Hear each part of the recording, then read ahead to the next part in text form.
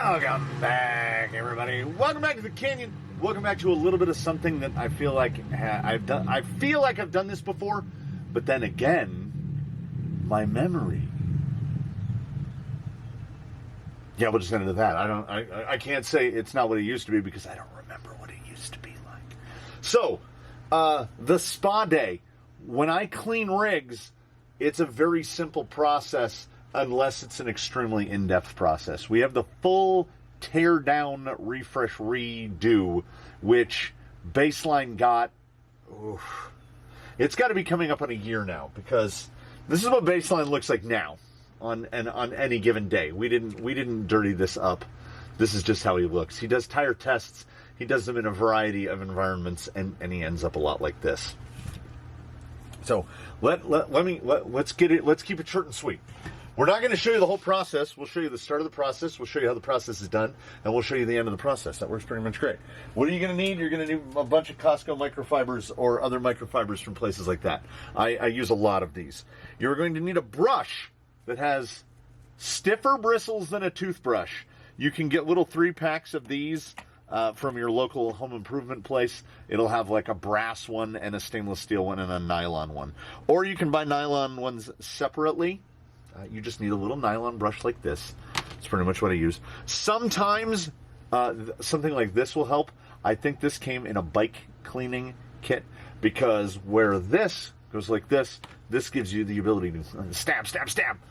So say we want to get the stuff out of there, right? Right. This is where, and we'd be leaving tons of stuff everywhere. So the little round guy can be very handy because he will help you knock off big chunks of stuff, right? And Pledge, or whatever your local equivalent is, this one is almost empty. We should have enough. And for when they are particularly, and by they, I mean him, when they are particularly dirty, we do a 2-stage. If it's just modestly dusty / dirty, it's straight to the Pledge. But because this guy looks like this, we have an additional step. And that additional step is I use a stuff called No Touch. It's, see, there's that like soft green in there. It smells kind of like melons. It is a no-rinse car wash. You buy it in concentrate. I bought a quart of it. It will last me the rest of my natural life at least because you mix, I want to say, I mix it strong for use on this stuff, cleaning bikes, things like that. I mix 2 ounces per quart. So you can make 16 quarts, 4 gallons of wash with this. Now, if you were someone who washes cars for a living, you're going to go through that really fast. For me, it's going to last for... And when you mix it for cars, I want to say it's 2 ounces per gallon. Because I mix it so it'll make 16 gallons. I go double the strength of that. 4 times the strength. I go stronger than that. So basically, that's a pretty clean one. So we'll throw down a microfiber that is basically ready to be disposed of. We'll put him down, and then we're gonna brushy. We're gonna brushy dry because we've got chunks. We've got dirt chunks, and it doesn't matter if we get them all. We're just trying to knock off the biggest. The inside of the bumper's all full of chunks. We're just knocking the chunks off. Ordinarily, he's not this muddy. By the time we get to the end of brushy, he will probably be at the level of dirtiness that he would typically be at after a few weeks or months of service. But we had one day of very poor decision making where we were building an obstacle. And when you water down the obstacle to help the mortar set and all of that stuff, you have runoff, tailings that come down to the bottom of the hill. And that runoff is made of the finest material available. And it's not just dirt. It's clay. It's concrete. It's a little bit of quite literally everything mixed into a slurry. And then when it gets on him, like, the inside of his fenders are brown. They won't, and then look at that right there. that mud is pervasive. So we're just trying to get the bigger chunks off. And I will go through and do the whole thing. And none of y'all need to see it. Because, look. That's why we use the microfibers, because then you just wad them up and throw them in the washer and take care of it all at once. So, thank goodness. Thank goodness for the fenders. He'd be even worse. Just dirt pouring out of him. So because he's this dirty, we grab one of these guys. So this is not as clean as I would ordinarily have it. And you know what? You're right. Let's not turn that back into mud. Microfibers are cheap and plentiful. Move on to another one. You can already see it. Same brush. And because it's no rinse, basically what we're doing is nowadays, you can spray pretty much as much water as you want on these. Just don't go, high pressure directly at a shock because I want to use as little water as possible, because water is, if not the enemy, the carrier of enemies. There are many, many parts of these vehicles that are susceptible to rust and susceptible to having their lubrication washed out. So we get to about there, and then the real speed secret, and all of you might not have access, is the loud stuff. Is air. Because we kind of do this so it's not blasting all back in our face. And you can see when things are wet. I'm sorry, I do apologize. When things are wet, they have this tendency to look very clean, to look very shiny and very new. But as soon as you see that that's dry, like that is effectively clean, but I can still feel the finest of the grit, the clayiness of the soil is really run in there. So I use my home improvement store brush for the gross, and by gross we mean bigger, we don't mean gross, for the main stuff. Then I have an old gun cleaning brush made by Otis, which has very stiff bristles. And the bristles are very stiff, and whatever they sort of nylon they are made of or whatever, it doesn't absorb anything. So when something is less gross, give it a little blast like that. We use this brush to get it in to the nooks, crannies, and crevices. And smell-o-vision is not featured in this video. Sorry about that. But Orange Pledge or Lemon Pledge, whichever you prefer. I do enjoy that they don't change the color of the can.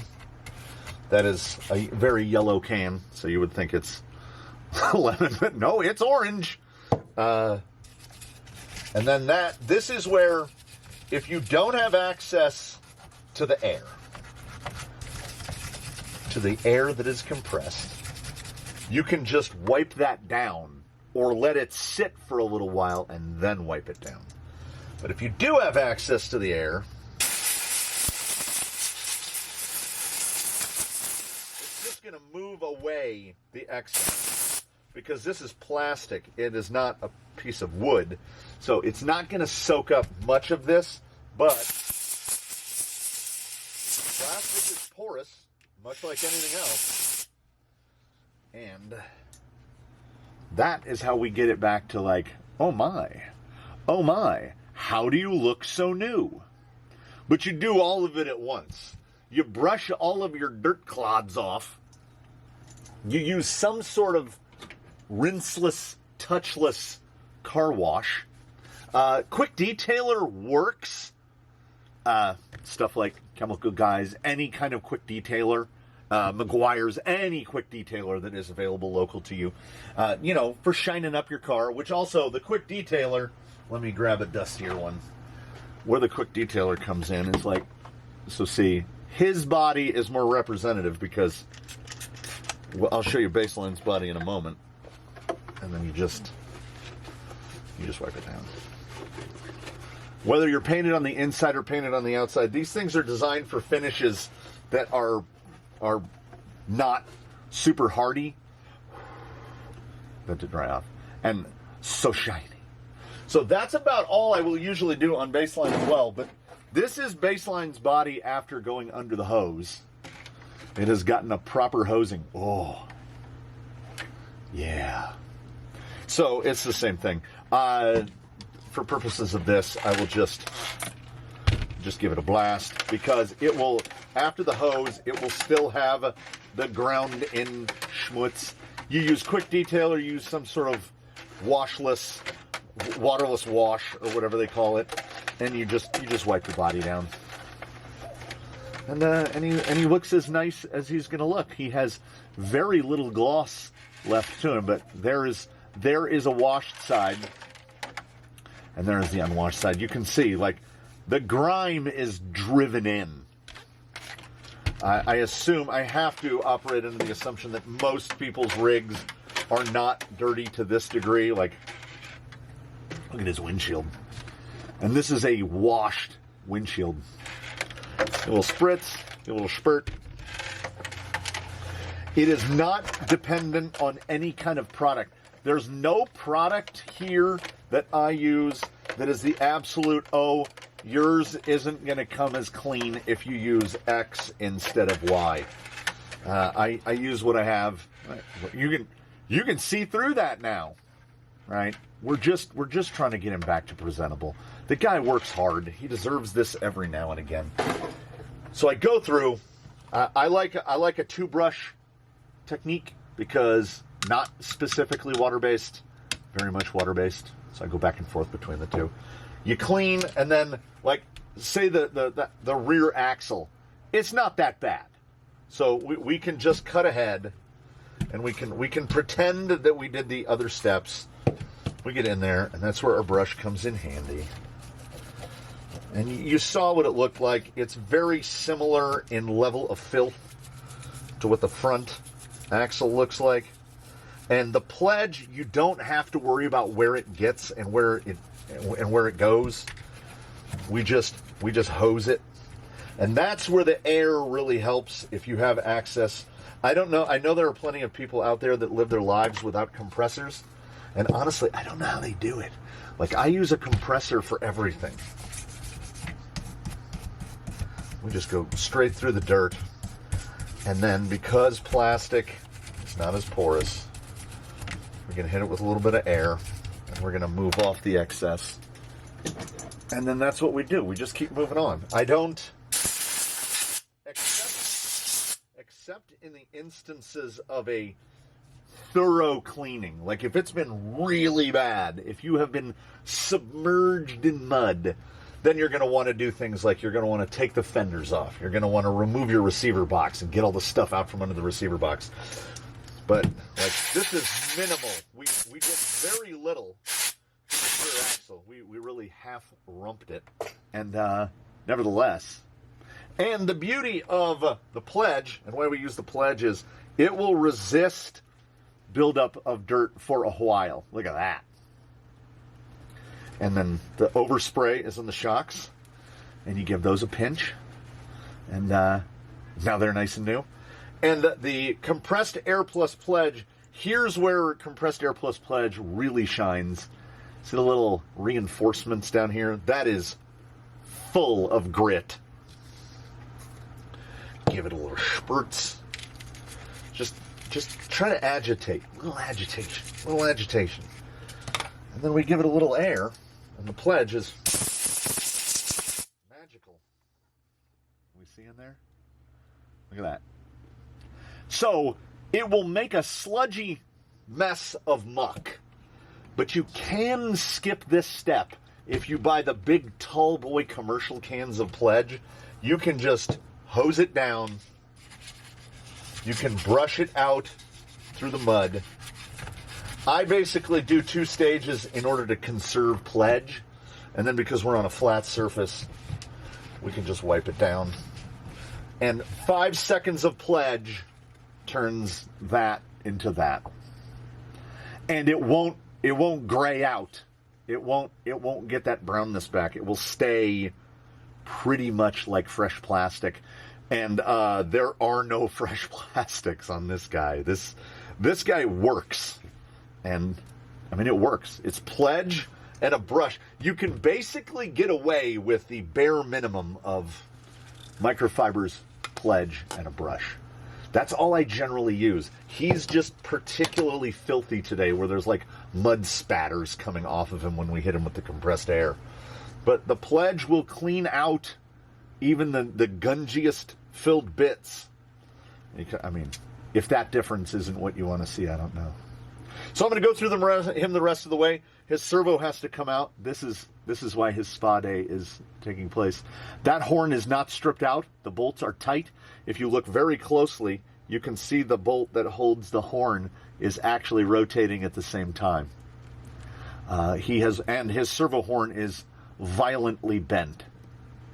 So if we have one in the bin, he will be getting a fresh servo horn. If he doesn't, aluminum can be bent back at least the one time. And then I will see you again in just a moment. It will go like, wah, and then you'll come back and you'll go, ah. And I'll have spent probably 20 or 30 minutes of stuff that nobody needs to see. And the beauty, of course, of liberally blasting everything with Pledge. And yeah, I think that was it. I got 3 years out of that can of Pledge. That's not bad. And it's only the 9-ounce. Sometimes you get lucky at like a big home improvement store. They have the like commercial that are like the size of a spray paint can. They're like 13 or 15 ounces. What was the last year? Well, it'll last an average person a decade until someone steals it and uses it to do something like clean a table. So, I mean, if you remember him before, do you recognize him now? The power of Pledge! Yeah, there's still some, like, we didn't pull them all the way apart, so there's, like, some dirt hiding in the nooks and crannies in the bumper.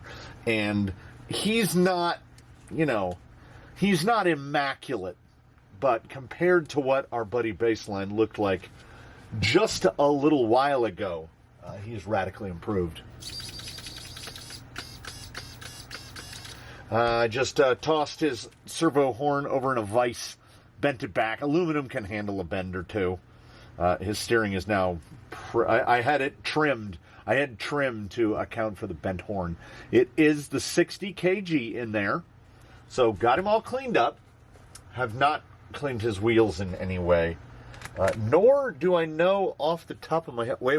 I put him in here. I put him in this fuel cell. I was going to say I didn't know where his wheel nuts were, but we do know. So we can put his wheels back on him so that he can go back in his bay. There's overspray from... There's Pledge on everything, basically, which is, fine in the grand scheme of things. If there's something that you're going to get overspray of all over, Pledge isn't a bad one.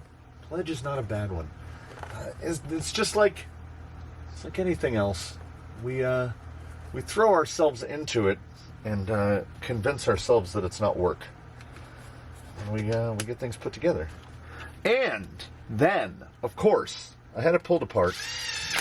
I had his servo out, threw in the 60, and then I took note, that if I put a horn on his old 50 kg, you know how it had that little bit of wobble? Click, clack, click, clack, click, clack. Couldn't figure out what that was. If I were to just take it, put the servo in my hand, attach a horn to it, no amount of force that I could apply to that horn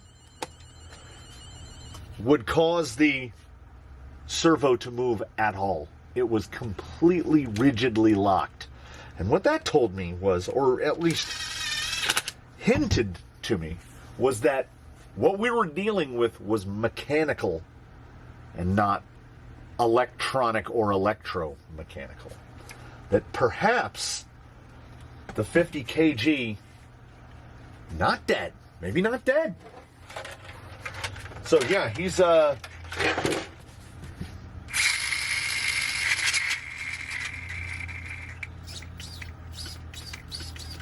He's a good boy. He's back in business.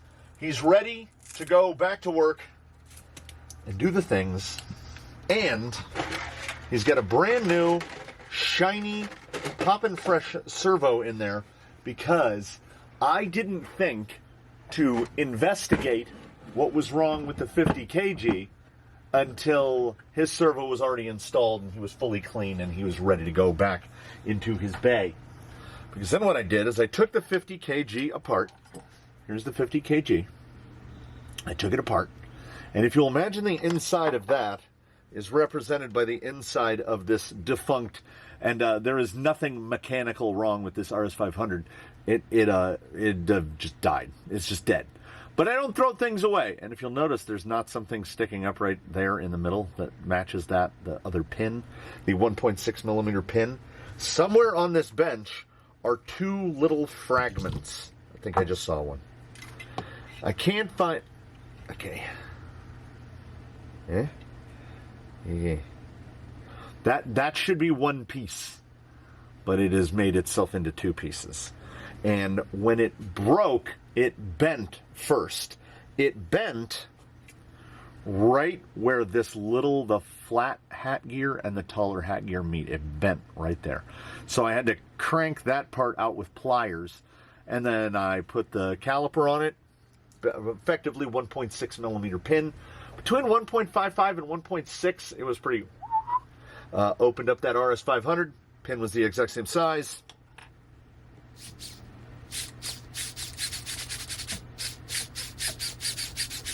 Packed it with super lube because most of the lube was gone. Found all the waterproof seals. Put all the waterproof seals back in. It's good as new. It is effectively as good as new. So, we still have the... here's the box that 60 just came out of. So here's a 50 kg with 2+ years of hard service in baseline. But I'm not going through all that hullabaloo again. I'm not taking all that out just to put a servo back in. So we have a little... It's baseline spa day. He got necessary stuff. He got a new servo purely as a bonus out of laziness because there's absolutely nothing now wrong with that 50 kg. Some future build is going to get baseline's 50 kg. And this, ladies and gentlemen, is leading amongst why we don't throw things away. Because I could steal that pin from that dead RS500, and now, even without the pin, I can put it back together and put the screws in it, and we will salvage something out of it later. Baseline is clean. His body is worn. He works very hard every day, harder than all of us, one might add. And I do believe that he has more work very soon, because yes, sir, his repairs were partly brought about, and his spa day was brought about because he's got tires to test. Get back to work. As soon as they rolled him out of the hospital on the wheelchair, he's right back to work. That's it. That's what we do. We don't work hard. We work smart. We use pledge, a brush, some microfibers, and yeah, there's no need to hose them down. The only thing I hose down are the bodies, and that's bodies that don't have lighting and all that stuff installed on, just regular bodies.